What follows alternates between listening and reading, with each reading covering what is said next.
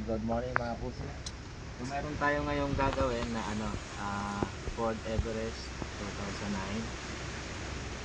Ito yung kanyang mukha. Then ito ipapalit natin. Yan, 9-inch na head unit. Okay, so yan. Okay na rin to. Na-check na natin. Then nag-glass ka na. Okay, so umpisa na natin. Kailangan baklas dito. Ito buo yan. Kailangan pati ka magsalita.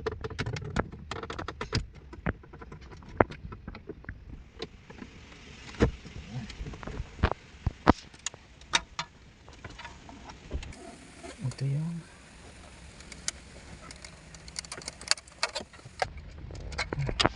yan, ito napakaganda, di ba? Napakaganda ng ating video niya, LDN.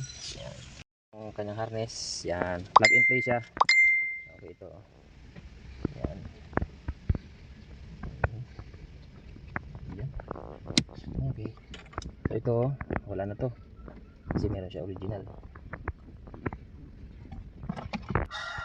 Ito wala na to, okay, ito yung harness niya. Okay.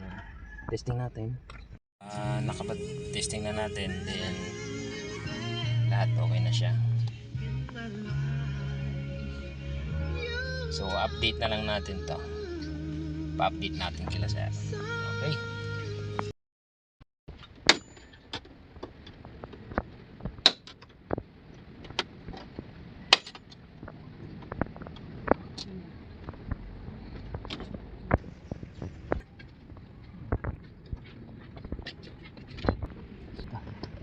Ito yung gas mo dito para tago siya. Ayan, so USB type lang.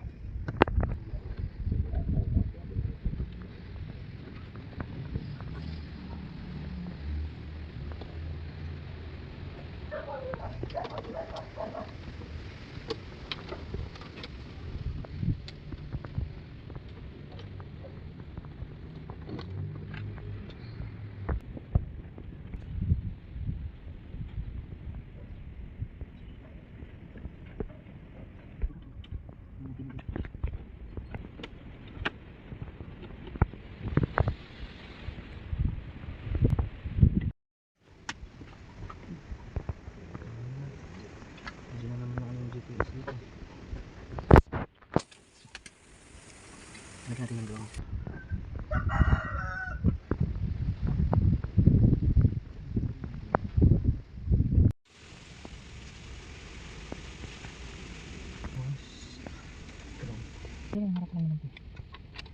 Tapos yun na lang. Tapos okay na. Nag-iisip mo eh. Sana para 360 na lang eh. Lagay ko kaya sa 360 is the specialist 360. Ayan. Tapos ito yung dashcam. Tapos ito yung 4G.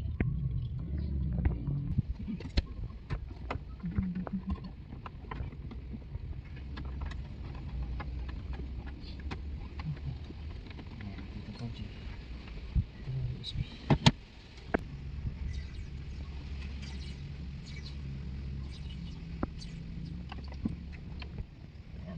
Lipat natin to. Luma. Ayan. Tapos bago. Ayan. So itong mga to lilipat natin dito sa aircon.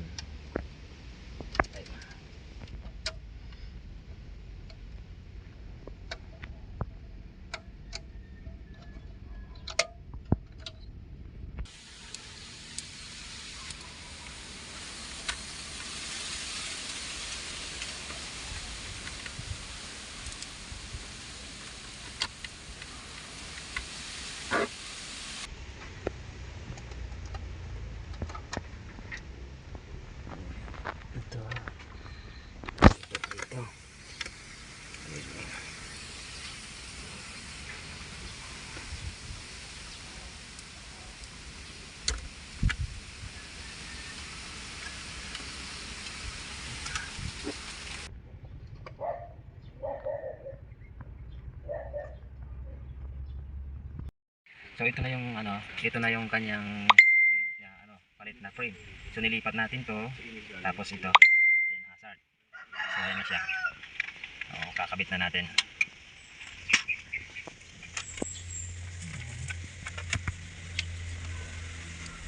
GPS.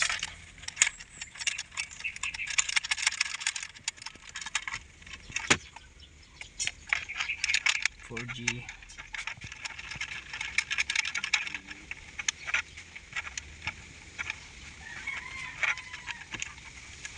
Okay. And USB.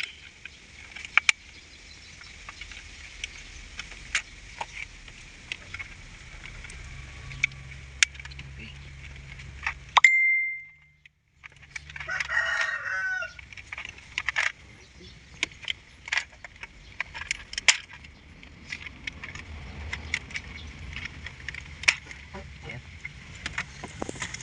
Ayan, ito na yung ating unit.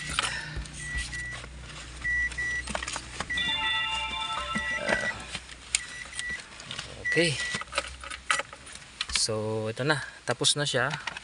Na-install na natin yung ito yung dashcam.